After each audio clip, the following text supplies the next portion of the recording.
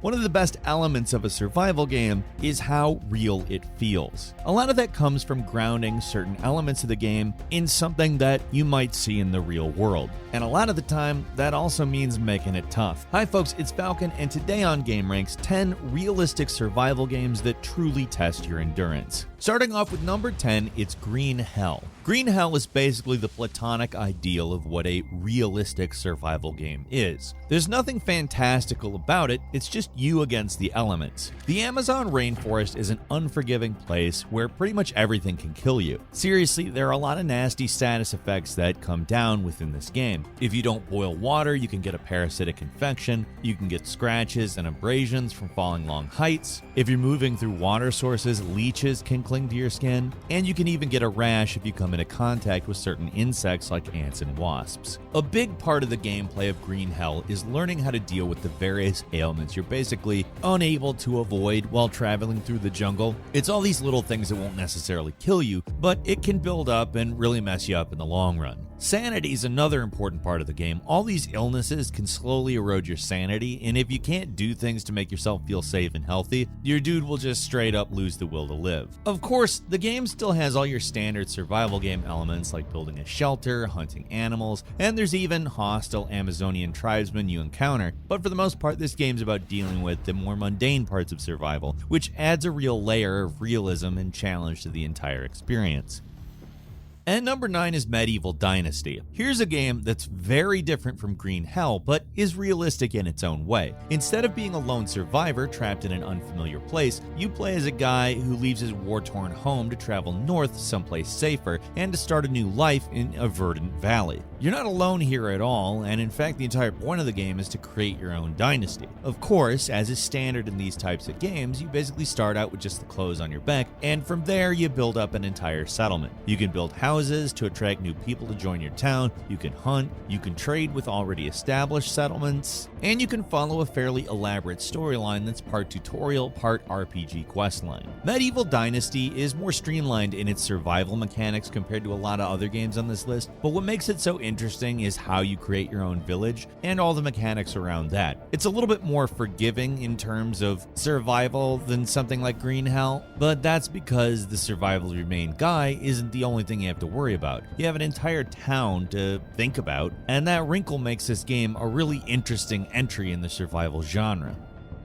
And number 8 is Ancestors: The Humankind Odyssey. Say what you want about this one, but it's definitely unique. Ancestors: The Humankind Odyssey is a very dense and complex game that can very easily become frustrating, but there's really nothing else like it out there. This is a game where your goal is nothing less than the evolution of mankind. You start out as an ape-like proto-human in the prehistoric past, and your goal is to gain knowledge, learn skills, and pass all that on to the next generation, so eventually you become human. It's a very ambitious idea, and that ambition can be seen in the entire game because this thing plays like no other game I've ever seen. I don't think I've ever seen a game with a knowledge button before, for instance. What makes this game so tough, especially at first, is you're pretty much starting at square one. Your ape guy knows pretty much nothing about the world, and the game does very little to explain anything to you. The actual controls are surprisingly responsive and controller friendly, but everything else is about as mysterious as it gets. This one definitely had a mixed response at first because it can be really unforgiving, which makes sense. You're playing as a wild animal and it's dog eat dog. But even compared to many other survival games, it can be hard to figure out what you're even supposed to do in this one because of how unique its controls are. Ancestors: The Humankind Odyssey isn't for everyone, but there's a lot of interesting stuff going on with it, and it deserves a shout out at least.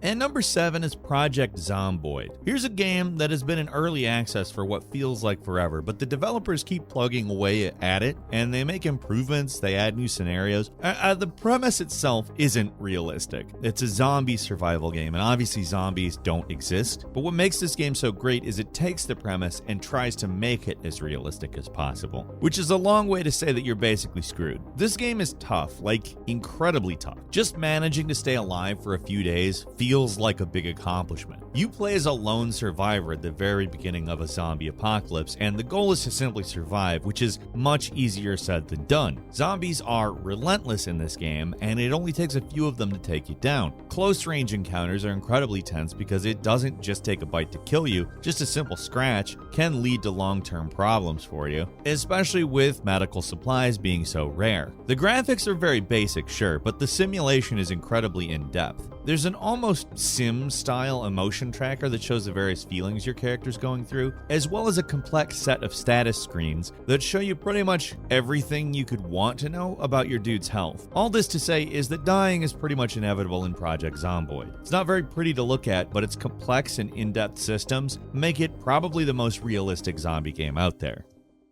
And number 6 is Unreal World, one of the kings of the survival genre, a strange and very old-school experience that's beloved by many for its simulation elements. In a lot of ways, the game is basically Dwarf Fortress combined with a survival game. That's the level of intense simulation we're talking about here. When you start out, your chosen character is dropped into an entirely simulated fictional world. It's a fantasy, but don't expect a lot of fantastical elements, especially at first, because this is an in-depth survival experience where just doing something basic like catching a squirrel is a challenging experience. The interface definitely takes some getting used to. To call it archaic would be an understatement, but once you get the hang of the unusual controls, it eventually starts to make at least a certain amount of sense. You can hunt, build a settlement, become a tradesman, a fisher, or even a warrior. You can train dogs to help you as well, which makes hunting much easier. Basically, if you want to do something in this world, you're free to do it, but survival doesn't come easy. The game simulates everything from minor wounds to frostbite on individual limbs, and it can be very hard to come back from any sort of severe injuries in this game. So while it's not much to look at, and just figuring out what's even happening at first can take some getting used to, there's a reason this game is so well respected among survival game players. It's dense, it's tough, and when you finally figure out how to properly survive, it's very rewarding. And number 5 is The Forest. Compared to many of the other previous entries on this list, The Forest isn't quite as much of a realistic simulation. Compared to games like Green Hell, it's more of a horror game with survival elements rather than the other way around, but that doesn't stop it from being a great game. Unlike most of the entries on this list, this game actually has a pretty elaborate story where you play as a man whose flight crash lands on a mysterious island. You miraculously survive, but your son has gone missing, so the main goal of the game is to explore the island, uncover its secrets, and eventually rescue your kid. It's a big island though, and if you want to survive, you'll need to hunt for food and build a shelter so that you can safely hunker down at night. Now, it's not a complex survival simulation, but there's still plenty to worry about because after you spend enough time on the island, the natives start to get sick of your presence and will come at night to kill you with more and more guys the longer you're around. So survival in this game isn't just about keeping yourself fed, you've also got to fend off attacks by grotesque monsters that inhabit an island, and if you think the guys on the surface are bad, wait until you see the things they keep underground. What makes The Forest so great is how it combines horror and survival. It's not the most realistic, but it's one of the most entertaining, and it can feel very realistic. If you want, you can always turn off the native attacks and just play it as a standard survival game, and that works just as well too.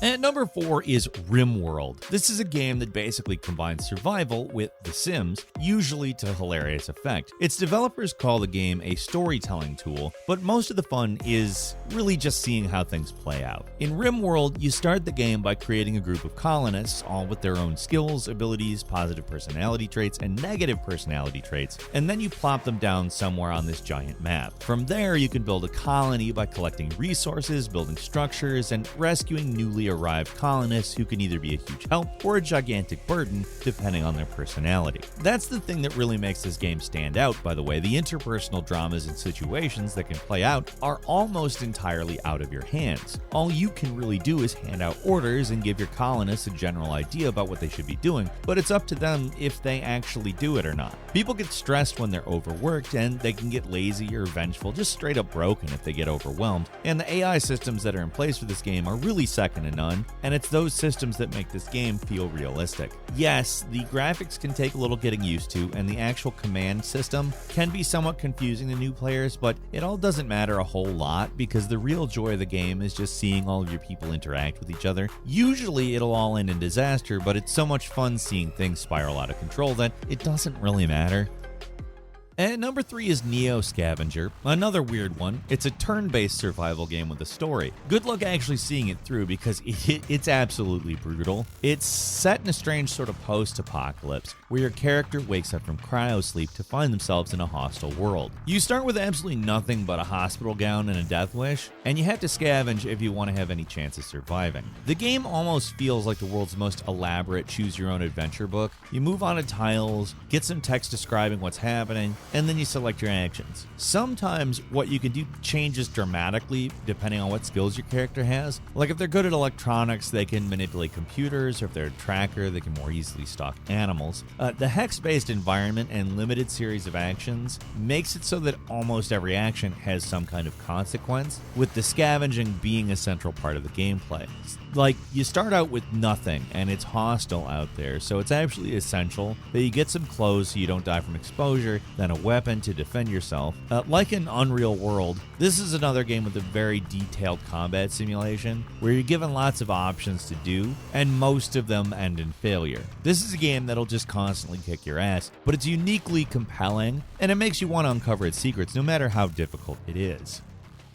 And number 2 is This War of Mine. Speaking of games that kick you while you're down, This War of Mine is an incredibly bleak experience where you play as a group of normal people trying to survive a war in an unnamed Eastern European country. What makes this game stand out is that it's not depicting some fantastical scenario like a lot of the games on this list. You just play as normal people trying to survive during a particularly tough situation. As usual with these games, you basically start out with nothing. You need beds so people can get some decent rest, a stove to cook food, and a fire to keep warm, as well as food and medicine to keep everyone alive. During the day, your people hang out at their home, dealing with outsiders, both hostile and friendly, while at night you can either have your people sleep, stand guard, or go out to scavenge for supplies. Part of what makes this game so realistic is how it depicts these kinds of desperate scenarios. You don't just go and grab stuff from empty buildings. A lot of the time there are other scavengers, and you're never quite sure how things will go down. Sometimes people are friendly, sometimes they're not. They're hostile. And sometimes it's almost impossible to tell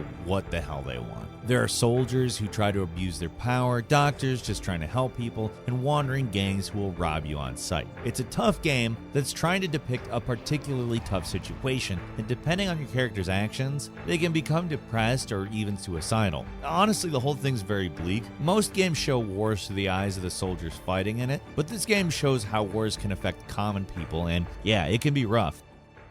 And finally, at number 1, it's The Long Dark. Here's another survival game that's been in development for a very long time, but again, it's constantly getting updates and improvements. The Long Dark isn't the most realistic game on this list in terms of simulation, but few games capture the desperate feeling of survival quite like this one.